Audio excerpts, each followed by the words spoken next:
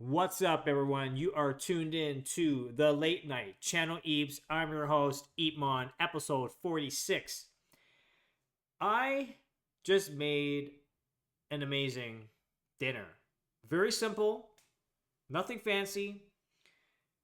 I was at the grocery store and I saw some pork bones that were, relatively inexpensive despite the inflation in general, but still relatively, it's quite an abundant. And I think it's around like what, $6.40 for a bunch of pork bone. And I said to myself, I know that, back in the day my parents would use pork bone to cook a broth.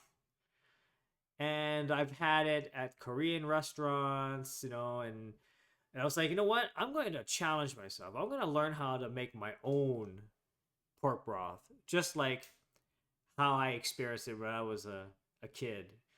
I think I'm still a kid. Yeah, anyway. So I would, what I do, I go online, I search for how to cook it. It is relatively so simple and so healthy.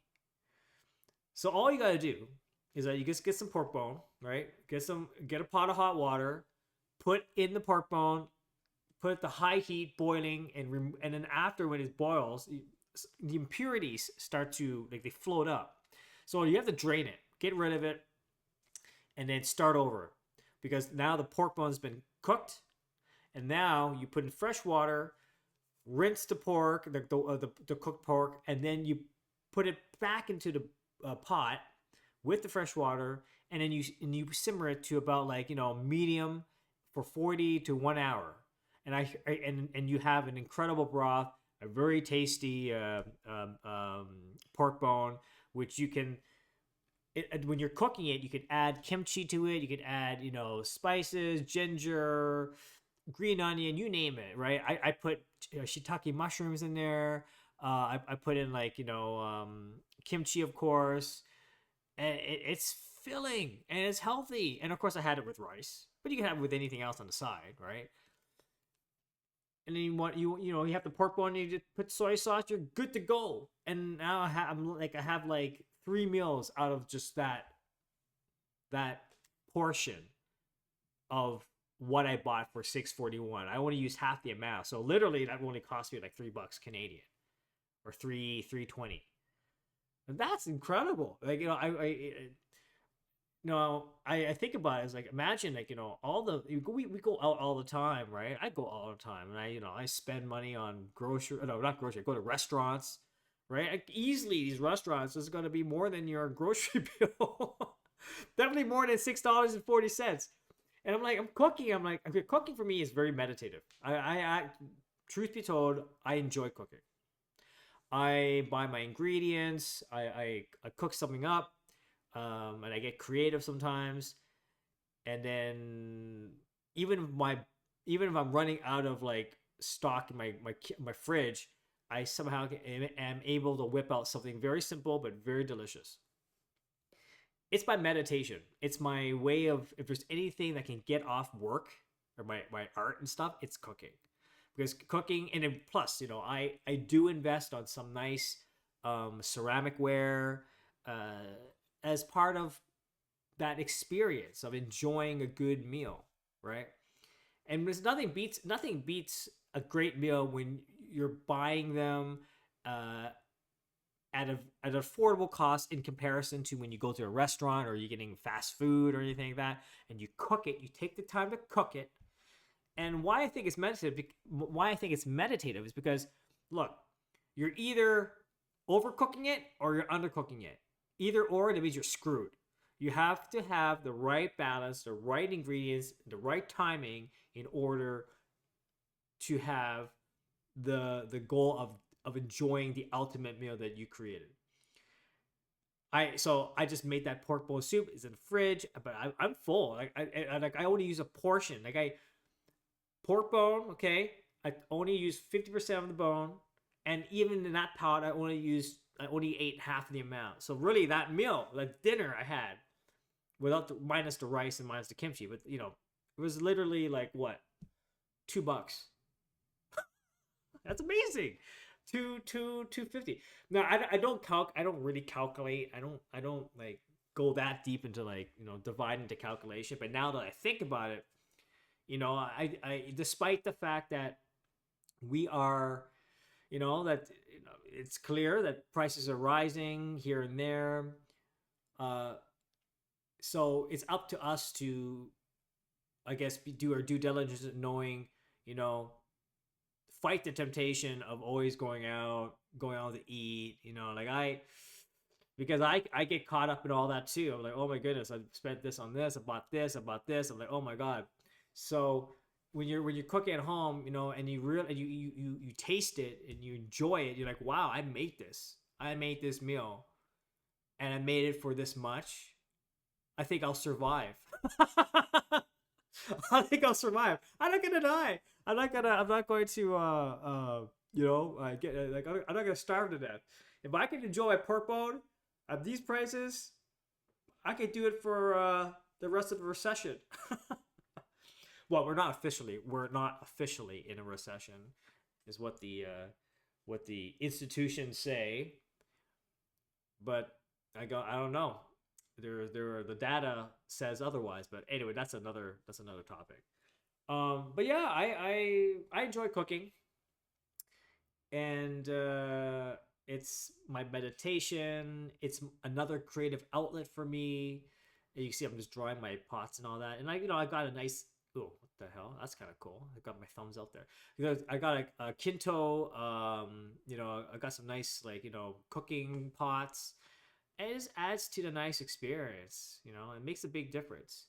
Maybe I could do a little show and tell. Hold on a second. Let me pause and let me show you some of my ceramic ware. Yeah. Okay, and we are back in action. Okay, so this is one of my favorite rice bowls. I bought this in Tokyo, Japan. Oh, wait, no. Sorry. I take that back. I bought this in Sendai, Japan, with two of my dear friends, Aya and Shinpei. Went to a store, and this this this this guy who owns this ceramic ware of just different. It's just like a ceramic shop of different bowls, and he told me about the artist that made this bowl, this rice bowl, and it has a signature. I don't know if you can see it. Yeah, here it is. That's the art. That's the artist mark. I don't know this artist, but the guy said that this guy has a very bubbly character, very very outgoing, and he felt that this would be really well suited for me, and it's beautiful. Look at that, it's wabi sabi. I love it. Look at this. It's absolutely there's a bit of the green glaze here, and it's just beautiful. You know, Beezenware. Now this other one I bought was in Omotesando in Tokyo, Japan. And I went to this like matcha uh store. I think it's like matcha. Is it Omotesando matcha? It's a matcha place. And I saw these rice bowls. I was like, oh man, like I just the fact that there's a bit of it's gray, but it has a bit of a tinted, just a slight blue hit. And then I don't know if you can see, but you can see some of the white sort of like almost like strokes. It's just so beautiful. But the one thing I'm kind of like scratch my head is like when you have ceramic ware, usually if it's if it's for the amount that I had to pay for it, I would expect it to have the artist's mark or some signature. But there's no signature to be found there. So I was a little bit disappointed. Well, I was disappointed about that. But it's a beautiful piece, and I don't think that they'll be making this particular one soon or ever. So I got two of these, and I also mentioned I've got like Hasami porcelain, and then this is some of the. I have many. I've got pretty much the full set, but this is an example of one. Why am I doing this? Here we go. And there's you could have a oak surface, kind of like a lid, and it's functional, multi-purpose. You can do whatever you like. And then you have another one, and this is more of a white glaze.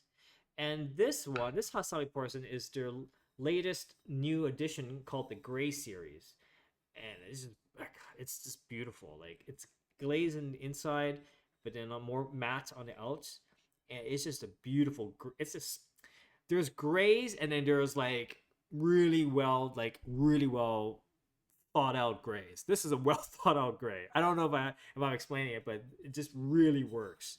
And when you stack it, it doesn't matter what kind of combination you do it. Like you can have it like this. Like look at that. You have that, and then if you know put the white the lighter glaze in the middle, and then you put the wood on top, you have like something like this. Like isn't that amazing? It's like it's ceramic ware that has function, as utility. You can eat with it, you could store things with it, and then when you stack it together, it becomes a furniture piece. It becomes a freaking furniture. It looks beautiful, like a sculpture. I don't know if I'm maybe I am just geeking out on this, but really these are really important. You know, these are things that inspire me. These things that give off a certain vibe and a sense of calmness in my crazy day-to-day life, and you just reflect on it. Wabi sabi, folks. Yeah, that's just a small part, a little teaser. I thought so you can see why that when you combine these things with actually you use it to cook, like it becomes a very holistic experience. It becomes a something that you're activating a lot of your senses, all your senses. You're activating your timing, your intuition, your skills, the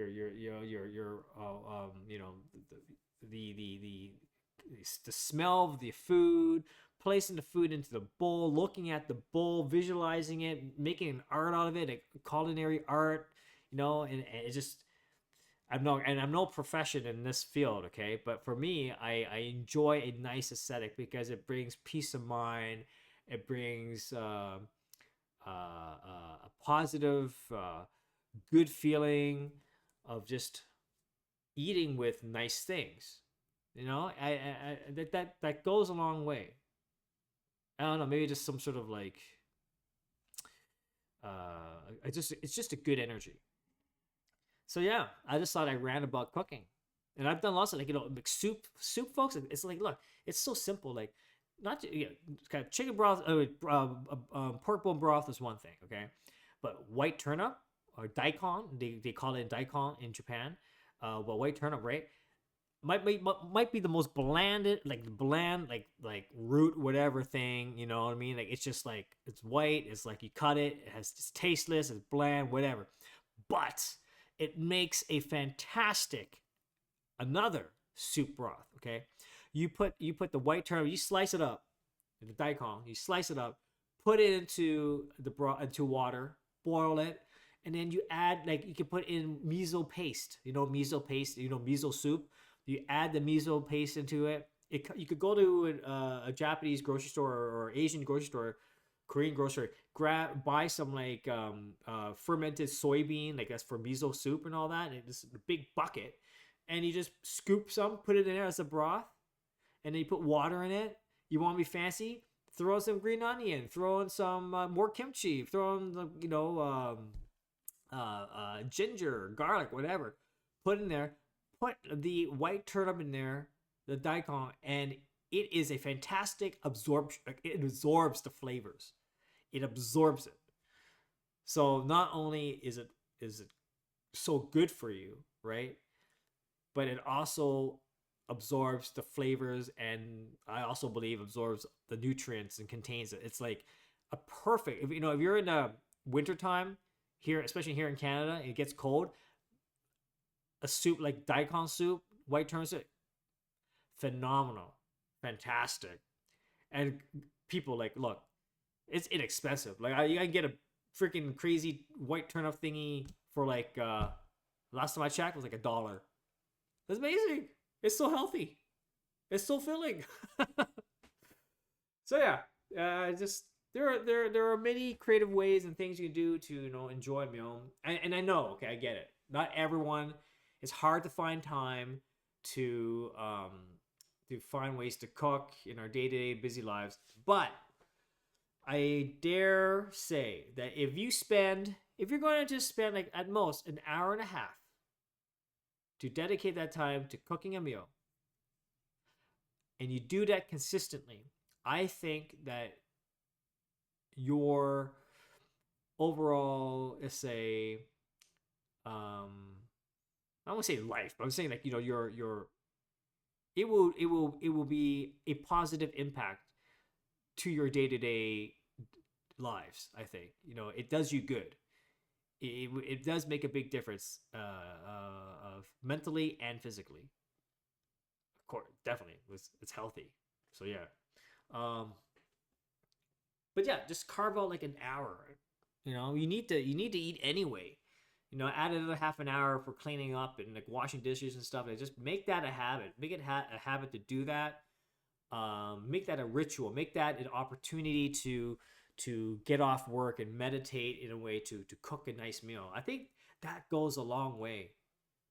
Longevity, life, mental health, like just feeling good. It makes a big difference. Yeah. So I was just joking to myself. I was like cooking that, and after I cooked that pork bone broth, I was like, my life is set. My life is set. I'm good. I'm good. I can actually, if I could like just cook pork broth for the rest of my life, I'm good. Make some rice, fantastic. But yeah. Wow, I can't believe I ranted for 16, almost 17 minutes about this cooking. I could go on forever with that stuff. You know what I should do? I should do eat like a daylight channel eeps or a late night channel eeps impromptu, or an eep like the evening EEPMON show of cooking. You know what I mean? I should just have another episode, or maybe I could continue this late night channel eeps, but like once a month or something, I would do like a cooking show. I just need to set something up there. There's some sort of device like, all right, folks, today, here's my ingredients and all that, and we have some like background music playing, and I'm just like, just like, just get the right angles for me, like cutting cutting the ginger, and I'm like, all right, let's put it in, let's put it all together. Anywho, but I do here, but moving forward, I think that we're approaching episode 50, which I cannot believe it. And I think that moving forward, I'm going to start to interview people. I'm going to do some interviews with my friends who are in the creative industry. Get some insights and what their thoughts are, because they themselves are entrepreneurs. I definitely would love to get Killjoy, my co-founder of Eatverse, to go on a chat with me. I have another person, a friend of mine for a long time. Her name is Maria Tsang. She has her own architecture studio in Toronto, startup. Like she's doing phenomenal, and we go way back. So I'm sure she has an abundance of information or knowledge to share. I even have like amazing illustrator friends. One of them was Feifei, and she's based in Los Angeles. We met in New York during the School of Visual Arts days, but now like she's doing phenomenal stuff. She's worked for like big clientele, huge clientele, anywhere from Adidas, Mercedes-Benz, Tiffany, and all that kind of thing. I got a lot of buddies all over the place. I didn't even talk about Japan. I know people, entrepreneurs in Japan. Just recently, I was in Osaka. Well, not recently, but like earlier this year, or was it November? Oh man, I met I'll call him Petro-san from A Leather, an entrepreneur, and he makes some phenomenal, beautiful leather goods. It'd be great to get an interview with him too. So yeah, lots of things that I want to plan for the late night channel Eeps. So yeah, let's see where it goes. Anywho, gonna like wow, it's already almost 20 minutes. I'm gonna go on, but I just thought that I would just share my cooking experience, because this is the late night Chinese, and I can say whatever I want. And yeah, hope you have a great evening, a great afternoon, and a great morning wherever you are in the world. It is going to be a Saturday tomorrow, and today, Friday, is ending. Anyway, okay. Please leave a comment, subscribe, and if you have any questions, let me know, and I'll talk to you soon. Bye bye.